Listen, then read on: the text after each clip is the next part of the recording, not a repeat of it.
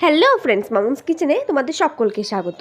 আজ আমি হাজির হয়েছি একটি চিকেনের রেসিপি নিয়ে, একদম নতুন পদ্ধতিতে, একদম অন্যরকম একটি চিকেনের রেসিপি নিয়ে। আমার আজকে রেসিপি চিকেন মশলা।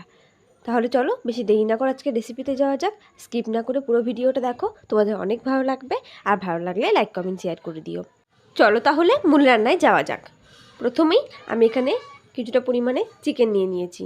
এখন এগুলোকে ভালো করে ম্যারিনেট করে নেবো। তো তার জন্য প্রথমেই আমি দিয়ে দিলাম এখানে লবণ পরিমাণ মতো, আর দিয়েছি হলুদ গুঁড়ো, আর নিয়েছি সর্ষের তেল। এবার লবণ হলুদ সর্ষের তেল দিয়ে খুব ভালো করে আমি মাংসটার গায়ে মাখিয়ে নিতে হবে। আর খুব ভালো করে মাখিয়ে নিতে হবে যেন মাংসের গায়ে মশলাগুলো খুব ভালোভাবে ঢোকে, মানে লবণটা যেন খুব ভালোভাবে মাখানো হয়, সেরকমভাবে খুব ভালো করে কিন্তু মাখিয়ে নিতে হবে। আর এটাকে মাখিয়ে 30 মিনিট মতো বা 15 মিনিট মতো ঢেকে রাখলেই এটা হবে। ঢেকে রাখলে কিন্তু খুব ভালো হবে। আর দেখো, আলু ছাড়া তো আমাদের চিকেন রান্না হতেই পারে না। আলু নিয়ে নিয়েছি কয়েকটা।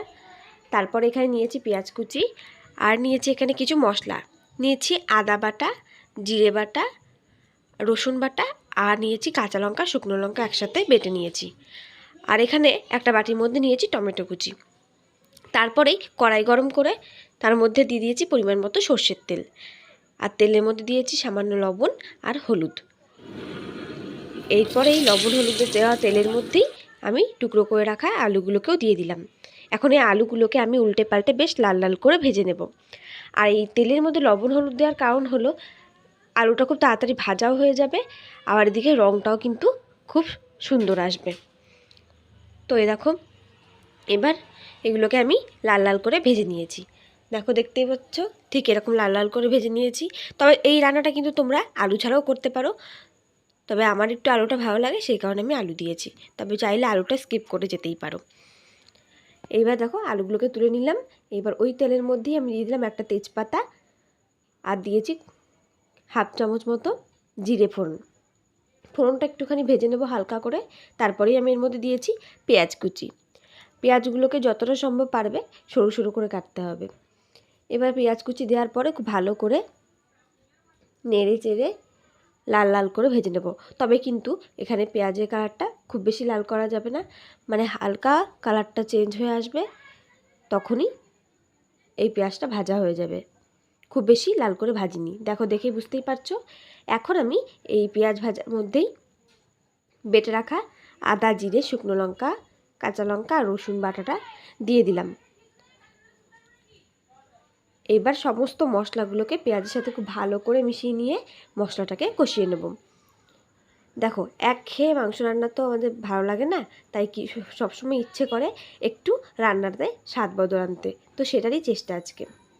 তো দেখো, ভালো করে একটুখানি মশলাটা কিছুক্ষণ কষিয়ে নেওয়ার পরে এর মধ্যে আমি কিছু গুঁড়ো মশলা দিয়েছি। গুঁড়ো মশলার মধ্যে দিয়েছি লবণ, হলুদ, আর দিয়েছি হাফ চামচ মতো ধনে গুঁড়ো।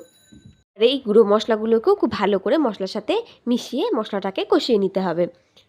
আর মশলাটা যত ভালো করে কষানো যাবে, এটা তো সবাই জানো, ততই রান্নার স্বাদ বাড়ে। তো দেখো, কিছুক্ষণ মশলাটা আমি এরকমভাবে কষিয়ে নিয়েছি। এইবার আমি এর মধ্যে টুকরো করে রাখা টমেটো কুচি আর দিয়ে দিয়েছি একটা গোটা রসুন। গোটা রসুনের ফ্লেভারটা কিন্তু এটার মধ্যে অসাধারণ লাগে। তোমরা যারা দাও না তারা দিয়ে দেখবে, আর যারা দাও তারা তো জানোই। তো এইভাবে দেখো, ভালো করে এখন টমেটো কুচিটাকেও খুব ভালো করে মশলার সাথে মিশিয়ে নিতে হবে। এবার দেখো, টমেটোটা অনেকটা গলে এসেছে। মশলাটা কষাতে কষাতে যখন টমেটোটা এরকম গলে আসবে, তখন এর মধ্যে ম্যারিনেট করে রাখা চিকেনগুলো দিয়ে দিতে হবে। অনেক রকমভাবেই তো মাংস রান্না খেয়েছো, তবে এই রকম লবণ হলুদ সর্ষের তেল মাখিয়ে ম্যারিনেট করে এই পদ্ধতিতে চিকেন রান্না করে একবার তোমরা খেয়ে দেখো, দেখবে কিন্তু খুব ভালো লাগবে।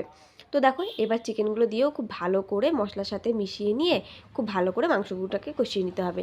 আর জানোই তো, মাংস রান্নাটা যত ভালো করে কষানো যাবে, এটা খেতে ঠিক ততটাই সুন্দর লাগবে। তো এই দেখো, মাংসটা আমি ঢেকে ঢেকে রান্না করছি। আর ঢেকে রান্না করার কারণে দেখো চিকেন থেকে কতটা জল বেরিয়ে এসেছে।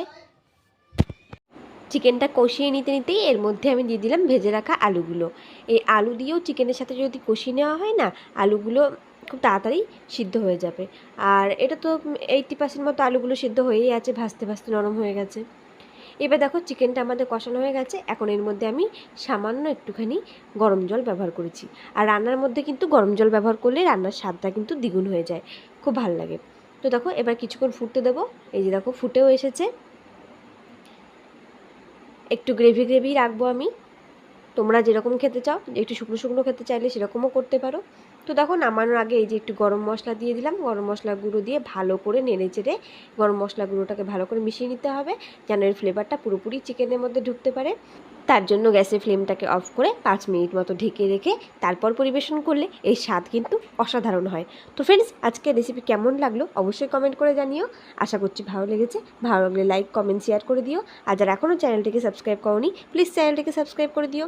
আজকের মতো এই পর্যন্তই, দেখা হচ্ছে নতুন কোনো দিন নতুন কোনো রেসিপি নিয়ে। ততদিনের জন্য তোমরা সুস্থ থেকো, ভালো থেকো, ধন্যবাদ।